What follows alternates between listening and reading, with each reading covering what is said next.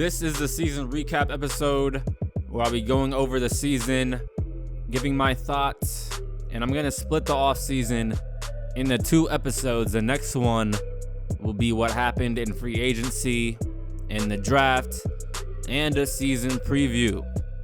We're about to see what happens the rest of the way also, so let's start with that.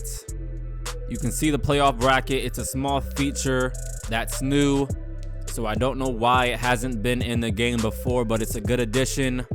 The Lions ended up with the number 1 seed in Kansas City in the AFC, and as we sim forward 2 weeks, both of the number 1 seeds lost. Wow, that sucks for them. The Browns and Patriots and Giants and 49ers on championship weekend. We sim one more week, and the Super Bowl matchup is Cleveland and San Francisco. Before we see who wins that, let's check out the Pro Bowlers real quick. Aaron Jones made it. Devontae Adams did. Bakhtiari and Preston Smith. So 4 Packers made the Pro Bowl. Good for them.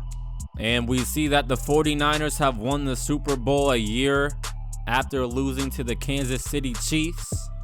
We lost to them on the last play when we played them last season, and we'll see them again this coming year. Jimmy G was also the MVP. We got some big retirements. Goodbye to Drew Brees, one of the best to ever do it. Same goes to Larry Fitz, Adrian Peterson, Witten, Frank Gore, D-Jax. Wow, a lot of good players leaving the league. Andy Reid and Pete Carroll are gone as well. So that's out of the way. Let's look at our schedule one more time. Starting out with a 0-5 record. And ever since then, we were playing catch up. We almost went on a winning streak right in the middle of the season, but that 49ers game was such a big one. Beltman got hurt. They beat us last second. The Jaguars game too. That was a close one. Jordan Love, he played really good in that game, but then it was just a total collapse near the end. So this past season was not what we thought it would be. Only a 6-10 campaign. Many of our losses were decided by 1 possession. We weren't good at finishing games. There were a couple bright spots. Adams was hands down the team MVP. If he wasn't on the team, or if he got hurt, we may have only won 3 games. That's how good he was. He didn't get the record for most receiving yards in a season, set by Calvin Johnson in 2012, but he came pretty damn close. He's due for a contract this year. He's our highest priority starting out. It was a very up and down season for Aaron Rodgers. He didn't put up Beltman numbers, but he was hurt for a handful of games. He was under pressure most of the time. But there were some games and some moments and throws that he had that were absolutely unbelievable, showing that he still got it. The games that stand out to me are the Vikings game and the Panthers one. He's looking for a bounce back season, as the team is next year. I think our backfield did a great job. Jamal Williams and Aaron Jones are 2 really good backs to have. They both had good years running the ball and catching the ball out of the backfield. I knew that I wanted to bring back Jamal Williams. I love having him as the second running back. But when it comes to Aaron Jones, he's been really good for us, but I decided to not bring him back.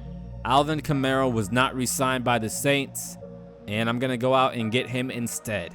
It just came down to the type of player I want involved in the offense, and I feel Kamara adds more value.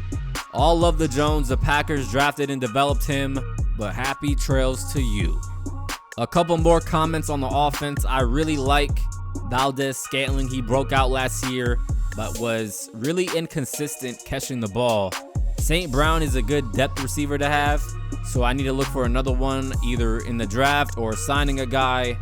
Same goes for the tight end position. Mercedes Lewis retired, and Robert Tonyan is not coming back, so we need to go out and get one.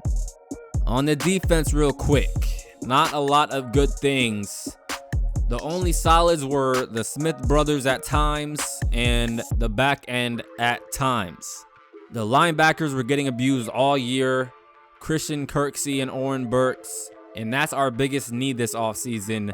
We need to totally rebuild this defense from the ground up. I think there's a couple guys we can keep around, but if we aren't playing well, I might pull the trigger on a trade.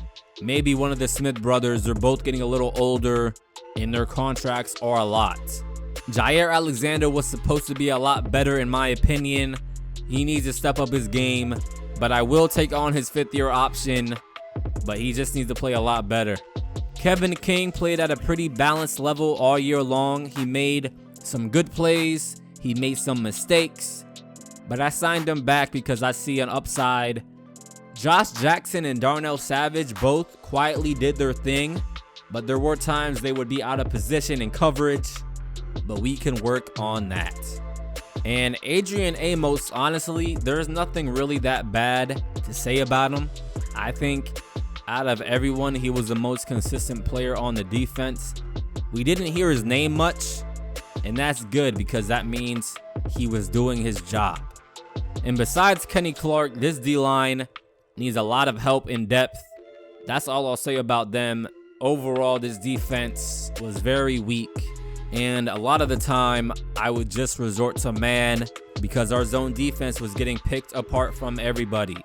They had a couple fake me out games like the Vikings one where they played well, but overall the defense needs to be rebuilt.